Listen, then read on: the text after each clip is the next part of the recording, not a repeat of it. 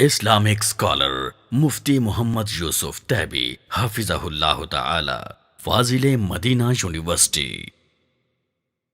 أعوذ بالله السميع العليم من الشيطان الرجيم. قال الله سبحانه وتعالى: إذ يوحي ربك إلى الملائكة أني معكم فثبتوا الذين آمنوا سألقي في قلوب الذين كفروا الرعب فاضربوا فوق الأعناق واضربوا منهم كل بنان. محترم سامعین اور سامعات، آج 16 رمضان ہے اور کل 17 رمضان ہے۔ 17 رمضان کے دن رسول اللہ صلی اللہ علیہ وسلم نے اسلام کا پہلا فیصلہ کن معرکہ لڑا تھا، جس کو غزوہ بدر کہتے ہیں۔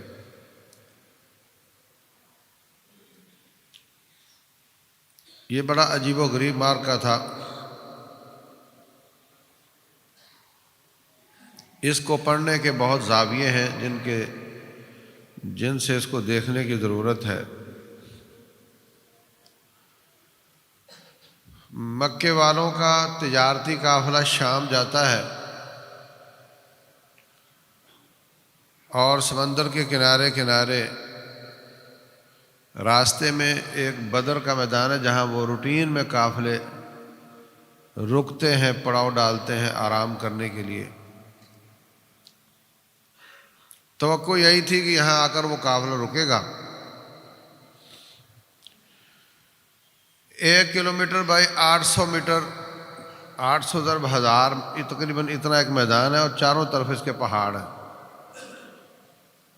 قافلے میں 1000 اونٹ ہے اور تقریباً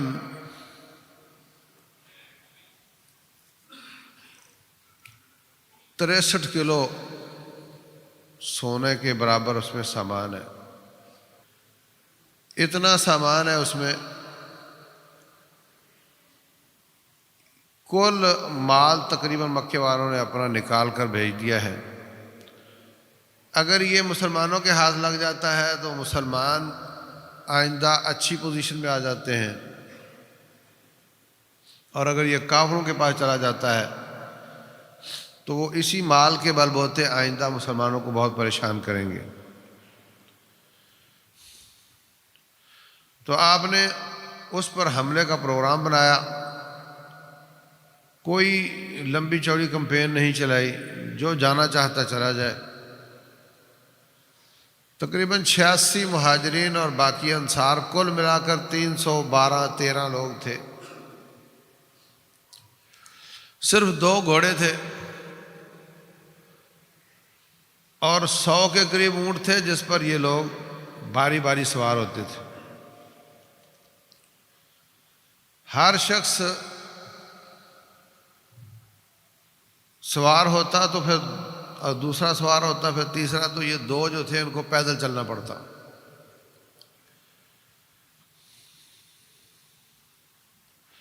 تو بدر کے پاس پہنچے، آپ تھوڑا دور رکے، وہاں پر کنویں پر 2 بھائیوں کو بھیجا پانی لینے کے لیے۔ ادھر سے ابو سفیان اس وقت مسلمان نہیں ہوئے تھے اور یہ قافلے کے سالار تھے، وہ بھی بہت چالاک تھے۔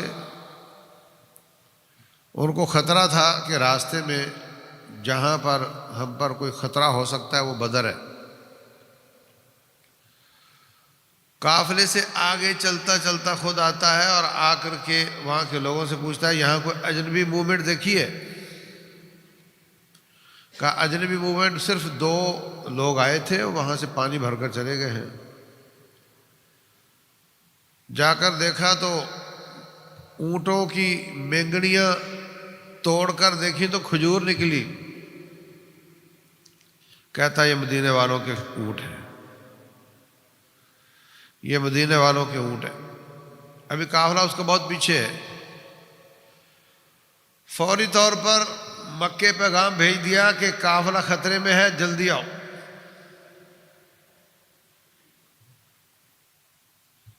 ادھر سے مکے والے تیار ہو کر آنا شروع ہو گئے، ادھر سے اس نے راستہ چینج کیا، بدر کو اوائڈ کرتے ہوئے نکل گیا۔ تو جس قافلے کو بچانے کے لیے وہ آ رہے تھے وہ تو نکل گیا، لیکن ابو جہل کہنے لگا اب ہم آئے ہوئے ہیں تو یہاں دھاک بٹھا کر جائیں گے،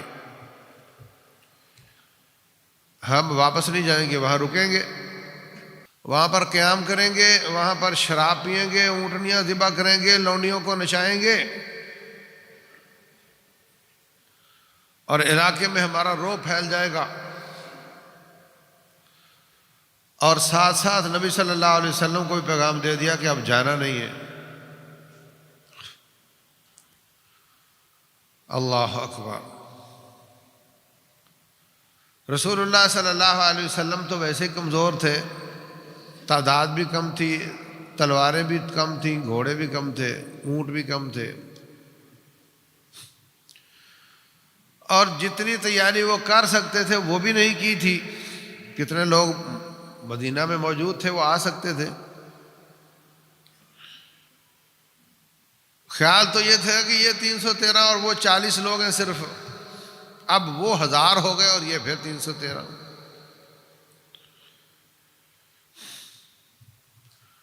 اللہ تبارک و تعالیٰ فرماتے ہیں وَإِذْ يَعِدُكُمُ اللَّهُ إِحْدَى الطَّائِفَتَيْنِ أَنَّهَا لَكُمْ، اللہ تعالیٰ نے فرمایا تھا کہ دو میں سے ایک ملے گا۔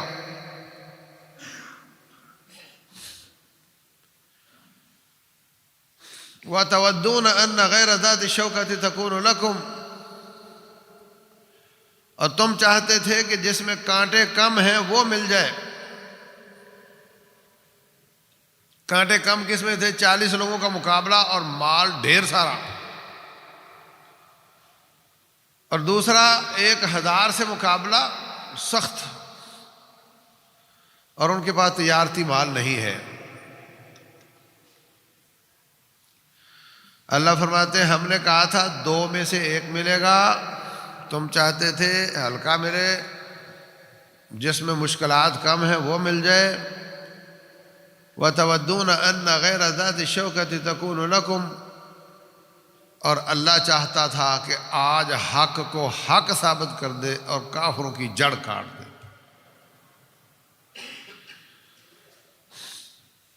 اب یہاں سے آپ سوچنا شروع کریں کہ اللہ تبارک و تعالیٰ مسلمانوں کو چھوٹا شکار ہلکا وہ دکھا کر گھر سے نکال کر لے آیا اور بڑے سے بڑھا دیا۔ اگر پہلے دن سے یہ ہوتا کہ 1000 کا مقابلہ ہے اور چلو نکلو، تو مسلمان کمزوری دکھا سکتے تھے، اور پھر ابھی 2-3 سال تو ہوئے وہاں سے آئے مکہ سے، اور مکہ والوں کا، نبی صلی اللہ علیہ وسلم کا مدینہ والوں سے یہ طے ہوا تھا کہ مدینہ کی سطح پر ہم آپ کا دفاع کریں گے۔ اب مدینہ سے نکل کر انصاری دفاع کریں گے یا نہیں کریں گے یہ ان سے طے نہیں تھا۔ تو یہاں پر بھی بحث ہو سکتی تھی کہ ہم تو آپ کا یہاں دفاع کر سکتے ہیں، باہر نہیں، جو ہمارا معاہدہ ہے۔ تو اللہ تبارک و تعالیٰ نے ان کو باہر نکال دیا۔ اب ایک سوال پیدا ہوتا ہے، اگر کوئی یہ کہے کہ اب ہم آپ کا ساتھ نہیں دیتے تو پھر پہلے کیوں آئے تھے بھائی؟ اس لیے کوئی بھی ایسی بات نہیں کرے گا۔ رسول اللہ صلی اللہ علیہ وسلم نے مشورہ کیا کیا کرنا چاہیے، کسی نے کوئی مشورہ دیا، کسی نے کوئی مشورہ دیا، کسی نے کہا مدینے جا کر لڑتے ہیں، کسی نے کہا مدینہ سے مزید لوگوں کو بلوا لیتے ہیں۔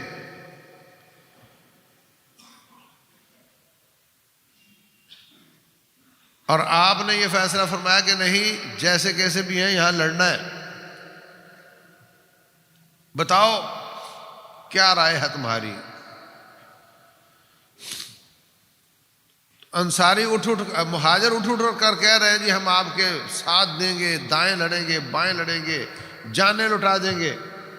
آپ پھر پوچھ رہے ہیں کیا کرنا چاہیے؟ تو انصاری بولے، کہنے لگے لگتا ہے، حضرت مقداد کہتے ہیں لگتا ہے کہ ہم سے بنوانا چاہ رہے ہیں۔ وہ دن تھے، اس وقت ہمارا ایمان بالکل ابتدائی تھا، اس وقت ہم نے مدینے میں رہ کر دفاع کی بات کی تھی، اب ہم آپ کا ساتھ دیں گے، جہاں بھی جائیں ہم آپ پر جانے نشاور کریں گے، اور ہم بنی اسرائیل کی طرح یہ نہیں کہیں گے کہ جا تو اور تیرا رب فاذهب انت وربك فقاتلا انا هاهنا قاعدون، جائیں آپ اور آپ کا رب جا کر لڑائی کریں، اور جب آپ جیت جائیں تو بتا دینا، پھر ہم آ جائیں گے، ہم آپ کا ساتھ دیں گے، ہر حالت میں ساتھ دیں گے۔ سعد بن معاذ رضی اللہ عنہ اوس کے سربراہ کہنے لگے، حضرت اگر آپ ہمیں لے کر اس سمندر میں کود جائیں تو ہم آپ کے ساتھ سمندر میں بھی کود جائیں۔ آپ خوش ہو گئے۔ اب پلاننگ شروع ہو گئی۔ ایک صحابی نے مشورہ دیا کہ جو دشمن کے قریب کا کنواں ہے اس پر قبضہ کر لیا جائے اور باقی سارے کنویں بند کر دیے جائیں۔ ایسا ہی ہوا، وہ کنواں اس پر منڈیر لگا کر پانی وافر کر لیا گیا اور باقی سارے کنویں بند کر دیے گئے تاکہ دشمن پانی کی وجہ سے مجبور ہو جائے۔ پھر ان کا ایک آدمی قسم اٹھا کر کہتا ہے یا جان دے دوں گا یا کنویں کا پانی پی کر رہوں گا۔ وہ قریب آیا تو حضرت حمزہ رضی اللہ تعالیٰ نے اس کو ذبح کر دیا۔ پھر کہنے لگے مبارزت ہوگی۔ مبارزت کیا ہے کہ بڑی جنگ سے پہلے، بڑے مارکے سے پہلے 2-3 لوگ ادھر سے آتے ہیں، 2-3 لوگ ادھر سے آتے ہیں، ان کا 1 to 1 مقابلہ ہوتا ہے۔ عتبہ اور شیبہ اور اس کا بیٹا ولید بن عتبہ، یہ تینوں نکلے۔ ادھر سے حضرت حارث اور حضرت حمزہ اور حضرت علی نکلے۔ حضرت حارث زخمی ہوئے مگر انہوں نے اپنے مقابل کو قتل کر دیا۔ حضرت حمزہ نے اپنے مقابل کو قتل کر دیا۔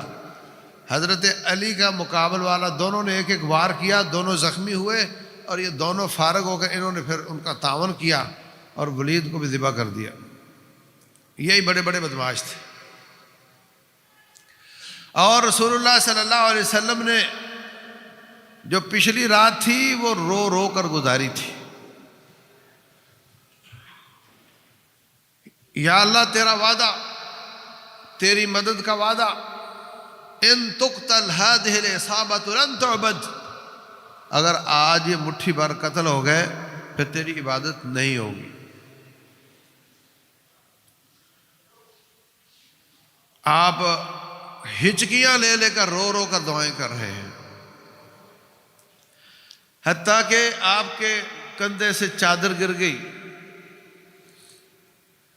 حضرت ابوبکر صدیق پیچھے سے گئے، جا کر کے آپ کو چمٹ گئے اور کہتے ہیں حضرت آپ بس کر دیں، اللہ تعالیٰ ہمیں ضائع نہیں کرے گا۔ ترس آ رہا تھا رسول اللہ صلی اللہ علیہ وسلم۔ آپ تشریف لائے، اٹھے، میدان بدر میں دائرے بنائے، فرمایا یہاں عتبہ گرے گا، یہاں شیبہ گرے گا، یہاں ولید گرے گا، یہاں ابو جہل گرے گا۔ یعنی اللہ کی مدد کنفرم ہو گئی۔ اللہ تبارک و تعالیٰ فرماتے ہیں أَلَنْ يَكْفِيَكُمْ أَنْ يُمِدَّكُمْ رَبُّكُمْ بِأَلْفٍ مِّنَ الْمَلَائِكَةِ، کیا تمہیں کافی نہیں کہ اللہ تعالیٰ 1000 کے مقابلے میں 1000 فرشتہ بھیج دے؟ وہ فرشتہ تو ایک ہی کافی ہوتا ہے۔ فرشتہ تو ایک بھی نہ آئے، وہ جہاں ہے وہاں بیٹھا سور میں پھونک دے تو 7 زمینوں اور 7 آسمان کی ساری مخلوق تباہ برباد ہو جاتی۔ تو اتنے فرشتے کیا کرنے ہیں؟ کہا ایک نہیں تو میں 3000 فرشتے بھیجتا ہوں۔ آج 313 کے ساتھ تم 1/3 ہو، فرشتوں کے بعد وہ 1/3 ہو جائیں گے۔ کہا 3 نہیں، میں 5000 فرشتہ بھیجتا ہوں، اور یہ اس لیے نہیں کہ اتنے لوگوں کی ضرورت ہے، وما جعلہ اللہ الا بشرا، یہ تو صرف تمہارے دل خوش کرنے کے لیے ہے، تمہاری تسلی کے لیے ہے، تمہارا مرال اپ کرنے کے لیے ہے، تمہاری نفسیاتی حالت کو بہتر کرنے کے لیے ہے، ورنہ دشمن کو مارنے کے لیے اتنے فرشتے نہیں چاہیے۔ تو میرے عزیز بھائیوں، اللہ تبارک و تعالیٰ نے فرشتوں کی مدد کنفرم کر دی، آپ خوش ہو گئے، لیکن پھر بھی دشمن بھی لڑنا نہیں چاہ رہا تھا اور مسلمان بھی لڑنا نہیں چاہ رہے تھے۔ مسلمان اس لیے کہ بالکل کوئی مقابلے کا تقابل ہے ہی نہیں، ٹوٹل 2 گھوڑے تھے، وہ چند تلواریں تھیں، باقی پیادہ خالی ہاتھ، اور مقابلے میں 1000 اور ہر ایک کے پاس تلوار اور ڈھال، اور ان ہر ایک کے پاس 1 سے زیادہ سواریاں، مقابلہ سمجھ نہیں آ رہا تھا۔ اللہ تبارک و تعالیٰ شروع میں کیا فرمایا تھا کہ ہم نے کہا تھا 2 میں سے 1 ملے گا، تم چاہتے تھے ہلکا پھلکا مل جائے، ہم چاہتے تھے ان کی جڑ کٹ جائے۔ تو اب رب لڑوانا چاہتا ہے اور یہ دونوں فریق لڑنا نہیں چاہتے۔ وَإِنَّ فَرِيقًا مِّنَ الْمُؤْمِنِينَ لَكَارِهُونَ، مسلمانوں کا ایک فریق ناپسند کر رہا تھا۔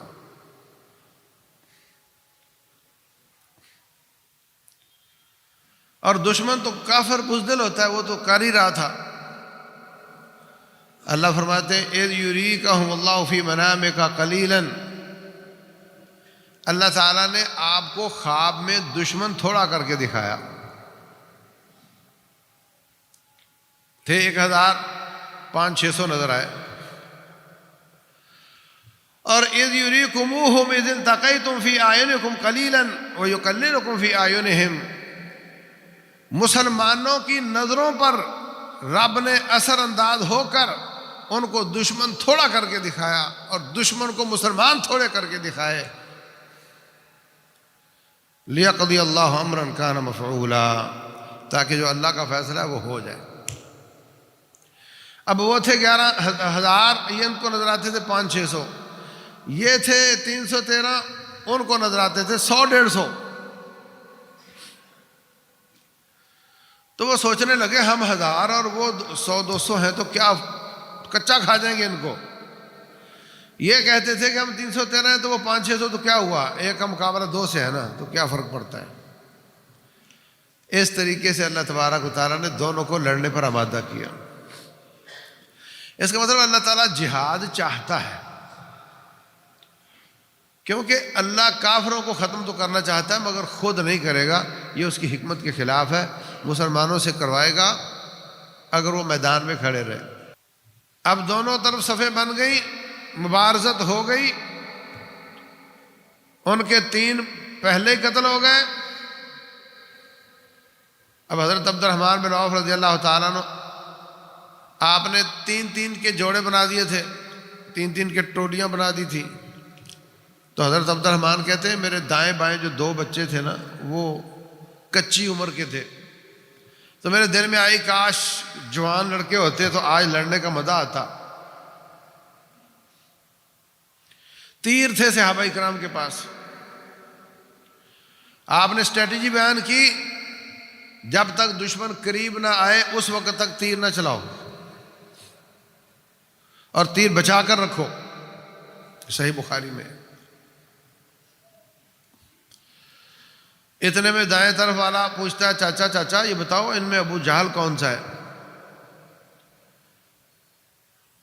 میں نے کہا تجھے اس سے کیا مطلب، وہ پوری فوج کا سربراہ ہے، چیف آف آرمی سٹاف ہے، تیرا کیا لینا دینا ہے؟ اتنے دیر میں الٹے ہاتھ والا کہتا ہے چاچا یہ بتاؤ کہ ابو جہل کون سا ہے؟ تو جب دونوں نے پوچھا تو کہا وہ سامنے والا صفیں درست کروا رہا ہے۔ کہتے ہیں جیسے عقاب شکار پر جھپٹتا ہے، دونوں بچے بھاگے، دونوں نوجوان بھاگے، ایک نے اس کے گھوڑے کو تلوار ماری، گھوڑا گرا تو اوپر سے وہ گرا، دوسرے نے اس کو ماری، پہلے نے پلٹ کر پھر اس کو ماری، اور بجلی کے جھٹکے کی طرح دونوں واپس آ گئے۔ یہ فدائی مشن تھا، دشمن کی صف میں گھسنا۔ فقاتلوا ائمۃ الکفر، دشمن کے ائمہ کو مارو، اس پر عمل کرنا، ہائی ٹارگٹ لینا، اور پھر اپنے آپ کو بچانے کی کوشش کرنا، یہ ہوتا ہے فدائی مشن۔ اور خود کش مشن اور ہوتا ہے، اس میں پہلا شکار خود ہوتا ہے، دشمن کو بعد میں مارتا ہے۔ واپس آئے، ایک کہتا ہے حضرت اللہ کے رسول علیہ الصلوۃ والسلام میں نے ابو جہل کو مار دیا، دوسرا کہتا ہے حضرت میں نے مارا۔ آپ نے فرمایا تلواریں دکھاؤ، دیکھیے تو فرمایا تم دونوں نے مارا۔ ابھی مار کا شروع نہیں ہوا اور یہ 4 لوگ ان کے جاتے ہیں، بلکہ 5، وہ جو پانی پینے آیا تھا وہ بھی گیا۔ تو اللہ تبارک و تعالیٰ نے ان کی رات نیند کے ساتھ مدد کی تھی، اور یہ بالکل تر و تازہ تھے۔ سفروں میں انسان تھکاوٹ بھی ہو جاتی ہے، نیند کا غلبہ بھی ہوتا ہے، رات ساری دبا کر سوئے تھے، اور رات اللہ نے بارش دی تھی جس سے ان کا علاقہ اونچا تھا، وہاں سے پانی جلدی نیچے چلا گیا اور وہ پختہ ہو گیا، اور ان کا علاقہ نیچے تھا، وہاں کیچڑ ہو گیا۔ یہ بھی اللہ تعالیٰ کی مدد تھی۔ وَلِلَّهِ جُنُودُ السَّمَاوَاتِ وَالْأَرْضِ، زمین و آسمان کے لشکر سارے اللہ تبارک و تعالیٰ کے ہاتھ میں ہیں۔ کبھی بارش سے مدد کر دیتا ہے، کبھی فرشتوں سے مدد کر دیتا ہے، کبھی چڑیوں سے کر دیتا ہے، چڑیوں سے کر دیتا ہے۔ اکیلی چڑیاں دشمن کے لشکر کو تباہ کر دیتی ہیں۔ اللہ اکبر۔ یہ تر و تازہ بھی تھے، بارش نے بھی مدد کی تھی۔ اب مارکا شروع ہوا، رسول اللہ صلی اللہ علیہ وسلم فرماتے ہیں آپ نے آگے نہیں بڑھنا، ادھر کیچڑ بھی ہے، آپ نے صرف دفاع کرنا ہے۔ جب دشمن قریب آئے تو تیر مارو۔ تو انہوں نے شروع میں زور لگا لیا اپنا، ان کے دانت کھٹے ہو گئے، اور رسول اللہ صلی اللہ علیہ وسلم نے اللہ کی اجازت سے مٹی کی مٹھی بھر کر ان کی طرف پھینکی، جو ان کی ناکوں اور آنکھوں میں پڑ گئی، اور ان کو اللہ تعالیٰ نے نبینا کر دیا۔ پھر آپ نے فرمایا اب تم ان پر پلٹو، حملہ کرو۔ تو جب انہوں نے حملہ کیا تو وہ پہلے تھک چکے تھے، ان کی دوڑ لگ گئی، اور حقیقی مار کا رب ذوالجلال لڑ رہے تھے، جو میں نے آپ کے سامنے آیت تلاوت کی، اذ یوحی ربک الی الملائکۃ انی معکم۔ اے نبی صلی اللہ علیہ وسلم یاد کر، جب تیرا رب فرشتوں کو وحی کر رہا تھا بدر میں لڑنے کے لیے جاؤ، میں بھی تمہارے ساتھ،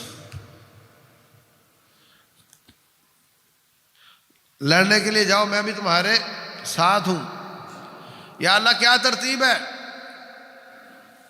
اللہ فرماتے ہیں فَثَبِّتُ الَّذِينَ آمَنُوا، پہلے مرحلے میں مومنوں کو جمع کر رکھو، ڈٹ جائیں۔ جب مومن ڈٹ جائیں گے دشمن بھی کھڑا ہو جائے گا، تو پھر فَاضْرِبُوا فَوْقَ الْأَعْنَاقِ، دشمن کی گردنوں پر مارو، وَاضْرِبُوا مِنْهُمْ كُلَّ بَنَانٍ، ان کے ایک ایک جوڑ پر مارو۔ ذَلِكَ بِأَنَّهُمْ شَاقُّوا اللَّهَ وَرَسُولَهُ، اس لیے کہ انہوں نے اللہ اس کے رسول کی بغاوت کی ہے، مجھے ان پر بڑا غصہ ہے، لیکن اکیلے آپ جاؤ ان کو مار کر آ جاؤ تو میری حکمت کے خلاف ہے۔ مومن کھڑے ہوں، ظاہر یہی ہو کہ انسانوں کا انسانوں سے مارکا ہوا ہے اور لڑائی آپ نے کرنی ہے۔ تو میرے عزیز بھائیوں، اللہ تبارک و تعالیٰ فرماتے ہیں جب دونوں مار کے لیے کھڑے ہو گئے، پھر ہم نے کیا کیا؟ ہم نے دشمن کو مسلمان ڈبل کر کے دکھائے۔ دشمن کو مسلمان ڈبل نظر آتے تھے. یرونہم مثلیہم رأی العین، یہ بھی اللہ تعالیٰ کی اسٹریٹجی ہے. اس مارکے میں یا کسی اور مارکے میں اللہ تعالیٰ کی یہ مدد بھی ہے کہ دشمن کو مسلمان ڈبل نظر آئے. ایسا مارکا ہوا، مسلمان بھاگتے ہیں دشمن کے پیچھے، لیکن چونکہ ہیں سارے چاچے مامے بھانجے بھتیجے ہی، صحابہ کرام وہیں سے ہجرت کر کے آئے تھے نا، تو رشتہ دار ہی تو ہیں سارے. اس وقت قاعدہ یہ ہوتا تھا کہ جس کو کوئی قید کر لے اس کو پھر قتل نہیں کیا جا سکتا. تو وہ خود ہی کہتے تھے مسلمانوں سے، او میرے بھتیجے، او میرے چاچے، او میرے مامے، مجھے قتل ہونے سے بچا اور مجھے تو قید کر لے.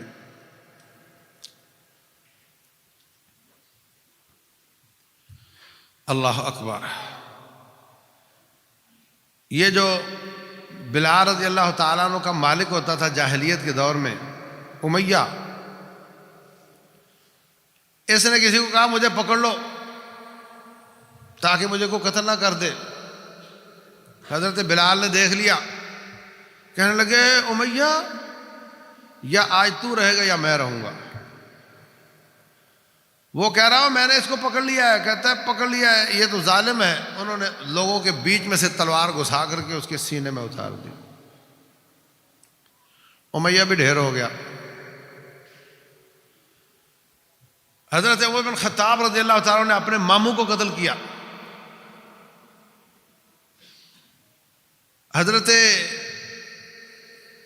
مصعب بن عمیر رضی اللہ تعالیٰ عنہ، ان کا بھائی کسی صحابی نے پکڑ لیا، پاس سے گزرتے ہوئے کہتے ہیں بھائی اس کو اچھی طرح پکڑو، اس کی ماں بڑی پیسے والی ہے، بڑا پیسہ دے گی.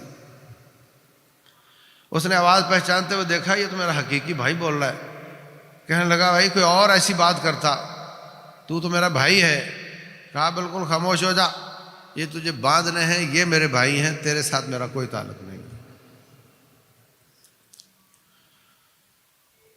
حضرت عباس بن عبد المطلب، نبی صلی اللہ علیہ وسلم کا حقیقی چچا، اس کو بھی پکڑ لیا، بعد میں مسلمان ہو گئے تھے.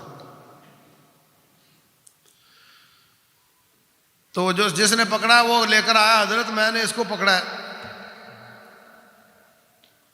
حضرت عباس کہتے ہیں نہیں، اس نے تو نہیں پکڑا مجھے تو ایک آدمی نے پکڑا ہے. چت کبرا گھوڑا تھا اس کا، بڈھا تھا، سار اس کا گنجا تھا، اس نے پکڑا مجھے. وہ کہہ رہا نہیں میں نے پکڑا. آپ نے فرمایا اللہ تعالیٰ نے تیری کسی بزرگ فرشتے کے ساتھ مدد فرمائی، وہ اس شکل میں آیا ہوگا. ایک صحابی کہتے ہیں میں ایک دشمن کے پیچھے بھاگ رہا تھا، میں تھا یا وہ تھا اور کوئی نہیں تھا. میں نے تلوار اٹھائی اس کو مارنے کے لیے، وہ گر پڑا، میں نے مارا نہیں، وہ گر پڑا اور اس کا سر ایسے جیسے کسی پتھر کے ساتھ کچلا گیا تھا، جبکہ میں نے اس کو بالکل نہیں مارا. ایک کہتے ہیں میں بھاگ رہا تھا دشمن کے پیچھے، ایک آواز آئی اقبل یا ہیزوم، ہیزوم آگے بڑھو.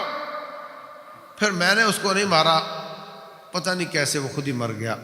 رسول اللہ صلی اللہ علیہ وسلم فرماتے ہیں یہ تیسرے آسمان کا فرشتہ تھا جو اپنے گھوڑے کو بگھا رہا تھا کہ مسلمان کو تکلف نہ کرنا پڑے، تو آگے بڑھ کے اس کو قتل کرتے ہیں.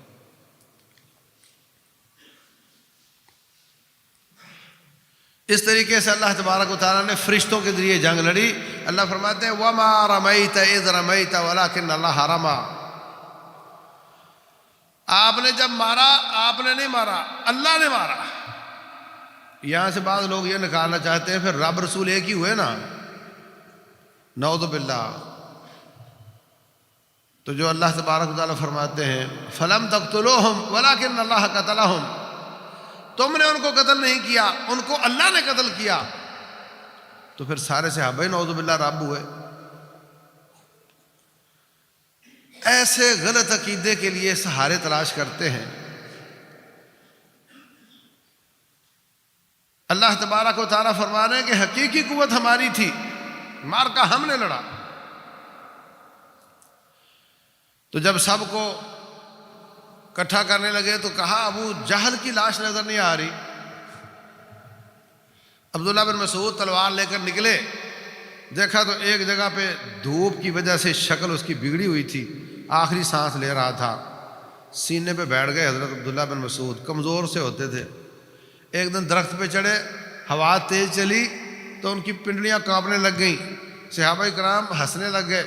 فرمایا تم اس کی باریک پنڈلیوں پر تعجب کرتے ہو، یہ قیامت والے دن احد پہاڑ سے زیادہ وزنی ہوگی. کمزور جسم تھا. فرعون، اس امت کے فرعون کے سینے پہ بیٹھ گئے. کہتا ہے کاش اے بکریوں کے چرواہے تو میرے سینے پہ بیٹھ گیا ہے، تیری یہ اوقات ہے. کاش کوئی اور مجھے قتل کرتا، میرا ایک نام ہوتا کہ قتل تو ہوا مگر کسی بڑے آدمی کے ہاتھوں قتل ہوا، اب تو مجھے قتل کرے گا. پھر کہتا ہے تھوڑا یہ ٹھوڑی کے پاس نہیں، سینے کی طرف تھوڑا کر کے تھوڑا لمبی گردن کاٹنا، پتہ چلے کوئی سردار مرا ہے. اللہ اکبر. رسول اللہ صلی اللہ علیہ وسلم نے سارے مقتولوں کو بدر کے کنویں میں ڈالا. فرمایا سناؤ ہے، جو ہمارے ساتھ رب نے فتح و نصرت کا وعدہ کیا تھا وہ تو پورا ہوا، اور تمہیں جو ذلیل کرنے کا وعدہ ہوا تھا تمہارے ساتھ پورا ہوا ہی نہیں. ایک صحابی کہتے ہیں حضرت یہ تو مرے ہوئے. فرمایا اس وقت یہ سن رہے ہیں، اللہ جب چاہے سنا سکتا ہے. اب مسئلہ پیش آیا کہ یہ جو قیدی 70 پکڑے ان کا کیا کریں. کسی نے کہا پیسے لے کر چھوڑ دو، کسی نے کہا یہ جو پڑھے لکھے ہیں ہمارے بچوں کو سکھا دیں. عمر بن خطاب رضی اللہ عنہ سے پوچھا گیا، کہنے لگے یہ ہمارے رشتہ دار ہیں، جس جس کا رشتہ دار ہے اس کو پکڑاؤ، وہ لٹائے، سینے پہ گھٹنا رکھے، گلے پہ چھری چلائے، رب ذوالجلال دیکھے کہ ان کا ایمان کا رشتہ مضبوط ہے، خون کا رشتہ ان کا کمزور ہے. نبی صلی اللہ علیہ وسلم نے دوسروں کی رائے کو قبول فرمایا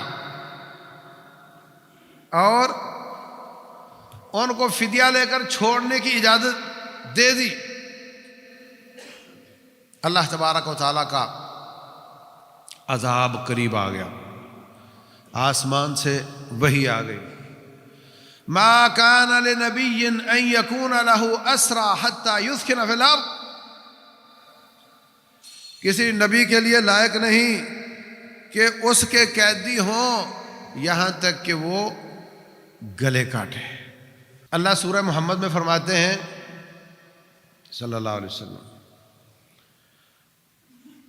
حتی اذا اثخنتموہم فشدوا الوثاق اذا لقیتم الذین کفروا فضربوا الرقاب.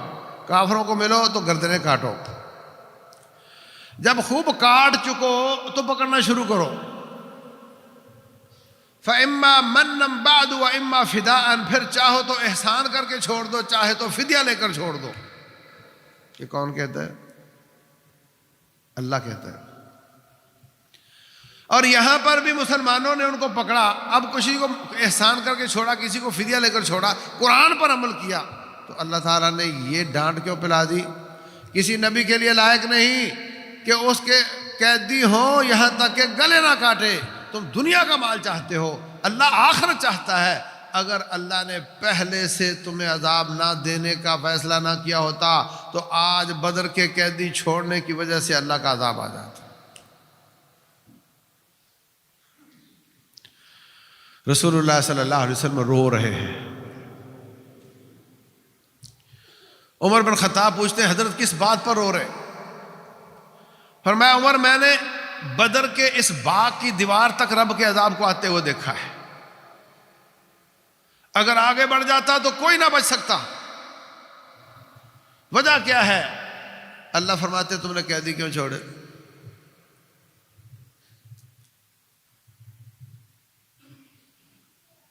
ادھر اللہ فرما رہے ہیں کہ پھر چھوڑو. سورہ محمد میں صلی اللہ علیہ وسلم یہاں اللہ فرما رہے ہیں کیوں چھوڑے؟ وجہ کیا تھی؟ وجہ یہ تھی کہ اس آیت میں یہ ہے اذا لقیتم الذین کفروا فضربوا الرقاب، دشمن کو ملو تو مارو، حتی اذا اثخنتموہم، جب خوب خون بہا چکو، اکڑی ہوئی گردنیں کاٹ چکو، ان کی کمر توڑ چکو، پھر پکڑنا شروع کرو۔ اور ادھر صحابہ کرام نے جلدی پکڑنا شروع کر دیا تھا، اس لیے کہ کافر رشتہ دار تھے، وہ خود ہی کہتے تھے مجھے پکڑ لو ورنہ میں مارا جاؤں گا۔ یہ جو پکڑے ہیں ان کا حق قتل ہونا تھا،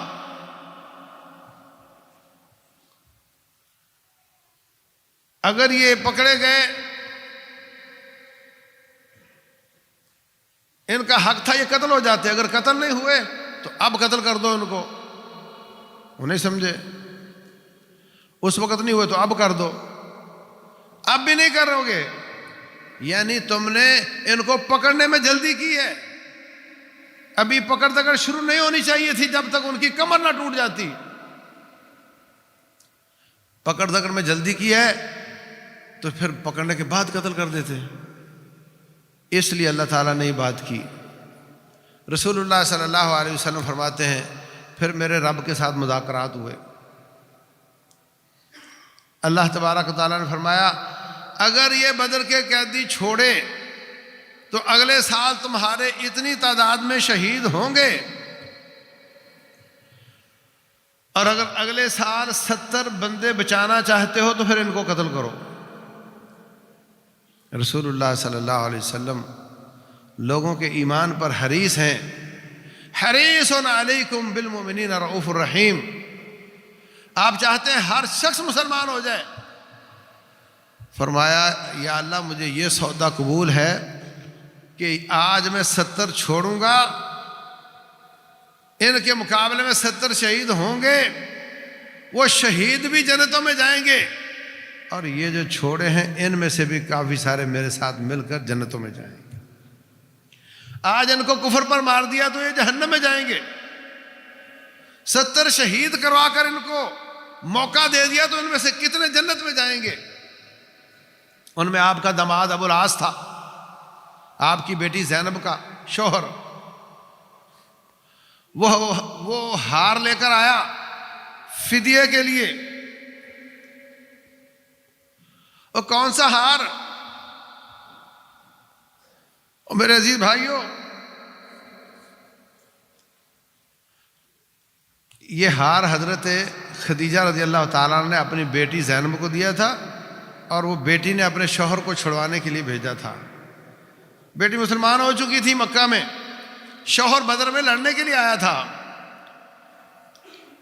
آپ نے وہ ہار دیکھا تو آپ کو بیوی یاد آ گئی، ان کی قربانیاں یاد آ گئیں۔ آپ نے فرمایا ساتھیوں اگر آپ اجازت دو تو یہ ہار بھی واپس کر دیں، اور ابو العاص کو اس شرط پر واپس کر دیں کہ میری بیٹی وہاں سے بھیج دے گا۔ آپ لوگوں نے کہا بالکل ٹھیک ہے، انہوں نے وہاں سے بیٹی کو روانہ کر دیا۔ بیٹی حضرت زینب علیہ السلام آ جاتی ہیں مکہ سے مدینہ، سال 1.5 سال 2 سال کے بعد ابو العاص مسلمان ہو کر آتا ہے، اور نبی صلی اللہ علیہ وسلم پرانے ہی نکاح میں اس کو دوبارہ رخصت کر دیتے ہیں۔ وَلَمْ يُحْدِثْ نِكَاحًا، آپ نے نیا نکاح نہیں کیا۔ جوڑے میں سے ایک کافر ہو جائے تو نکاح ٹوٹتا ہے نا، جوڑے میں سے ایک مسلمان ہو جائے، کوئی جوڑا کافر ہو ایک مسلمان ہو جائے تو نکاح ٹوٹتا ہے نا، نکاح تو ٹوٹ گیا، مگر جب وہ مسلمان ہو گئے تو اسی نکاح میں واپس کر دیا، دوبارہ نکاح نہیں کیا۔ کیا مطلب؟ مطلب یہ کہ نکاح کا مقصد یہی ہوتا ہے کہ سب کو پتا ہو کہ یہ اس کی بیوی ہے، تو یہ تو سب کو پتا ہے اس کی بیوی ہے، اب دونوں مسلمان ہیں، تو ہمارے یہاں کیا چل رہا ہوتا ہے؟ ہمارا چل رہا ہوتا ہے فلاں نے فلاں فرقے کے پیچھے نماز پڑھ لی تو اس کی بیوی کا نکاح ٹوٹ گیا، ہاں، اور اس کے بعد پھر اب تجدید ایمان ہوگا اور تجدید نکاح ہوگا۔ جب تجدید ایمان ہو گیا، ابو العاص مسلمان ہو گیا، تو نکاح کی ضرورت ہی نہیں پڑی۔ معلوم نہیں کہ کہاں سے یہ فتوے نکالتے ہیں، اللہ المستعان۔ اور اسی طریقے سے رسول اللہ صلی اللہ علیہ وسلم کے چچا حضرت عباس بھی بعض کہتے ہیں پہلے سے چھپے ہوئے مسلمان تھے، وہ بھی مسلمان ہو گئے، اور کئی مسلمان ہو گئے۔ اللہ تبارک و تعالیٰ نے اس فیصلے کی وجہ سے ان کو بھی جنت دے دی، اور اگلے سال 70 شہید ہوئے۔ خود آپ کا ماتھا مبارک پھوٹ گیا، آپ کا دانت مبارک ٹوٹ گیا۔ کیا مطلب، کیا سمجھے ہو؟ ان بدر کے قیدیوں کو مسلمان کرنے کے لیے آپ نے اپنا خون بہانا پسند فرمایا۔ مطلب یہ کہ اپنا خون بہا بہا کر تمہیں وہ مسلمان کرنے کی کوشش کرتے رہے۔ پھر ان کا حق ہے کہ جب بھی ان کا نام آئے کہا کرو صلی اللہ علیہ وسلم۔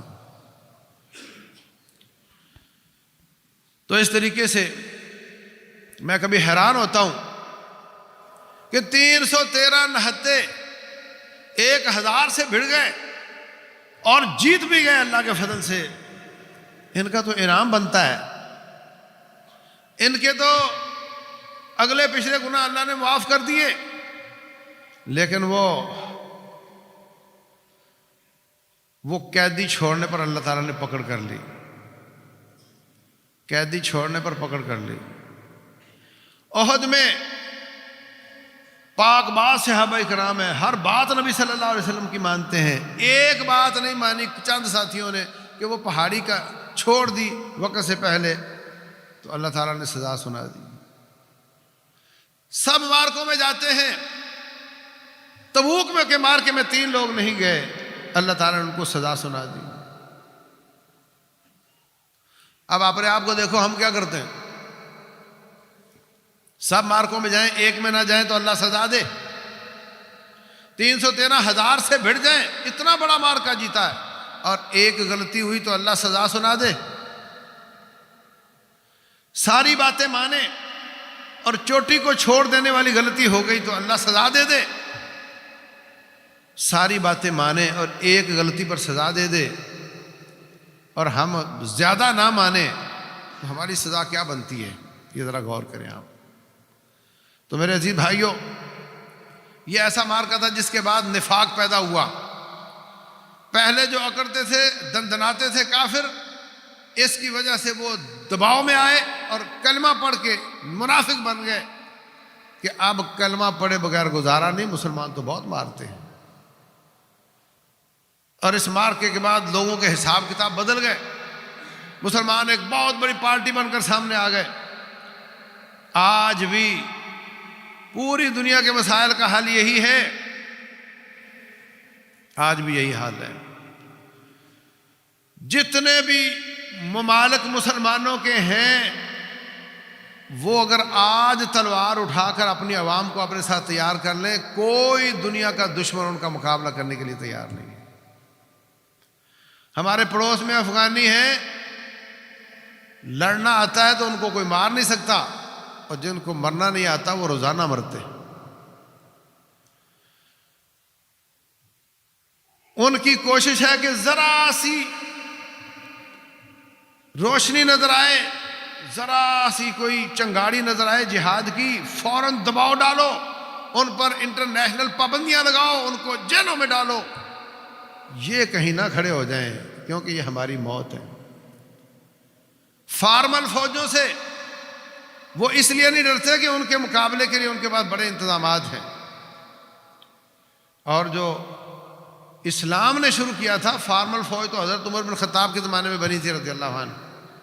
اب تک کے تمام مارکے مجاہدین ہی لڑا کرتے تھے اور اللہ ان کی مدد کیا کرتا تھا۔ آج بھی وہی رب ہے، آج بھی اس کے پاس فرشتے ہیں، آج بھی اس کے پاس ساری کائنات کی تمام وَلِلَّهِ جُنُودُ السَّمَاوَاتِ وَالْأَرْضِ لشکر ہے، آج بھی ہماری مدد کر سکتا ہے اگر ہم کھڑے ہوں، اللہ تعالیٰ کے لیے میدان سجائیں۔ دنیا کی کوئی طاقت آپ کا مقابلہ نہیں کر سکتی۔ اگر آپ کہو ہمارے پاس ٹیکنالوجی کم ہے، اسلحہ کم ہے، تو دیکھو افغانیوں کے پاس کیا تھا، ان کے مقابلے میں 61 ملک پوری دنیا کے ہر قسم کا کیل کانٹا لے کر آئے تھے، اور آج ان کا صفایا ہوتا نظر آتا ہے۔ اللہ تعالیٰ ایسے ہی مدد کرتا ہے، دشمن کے مقابلے میں اس سے بڑی فوج لے کر نہیں آیا کرتا، بلکہ رب ذوالجلال ایسے کمزوروں کی مدد کر کے ان کو فتح یاب کیا کرتا ہے۔ فدائے بدر پیدا کر، فرشتے تیری نصرت کو اتر سکتے ہیں گردوں سے کتار اندر کتار۔ اب بھی رب وہی ہے، اسی کے آج بھی وہی وعدے ہیں، بدلے ہیں تو ہم بدلے ہیں، اگر ہم واپس آ جائیں تو اللہ آج بھی وعدے پورے کرنے کو تیار ہے۔ اللہ مسلمانوں کی مدد فرمائے، سمجھنے کی توفیق دے۔ واللہ اعلم، وصلی اللہ وسلم وبارک علی نبینا محمد۔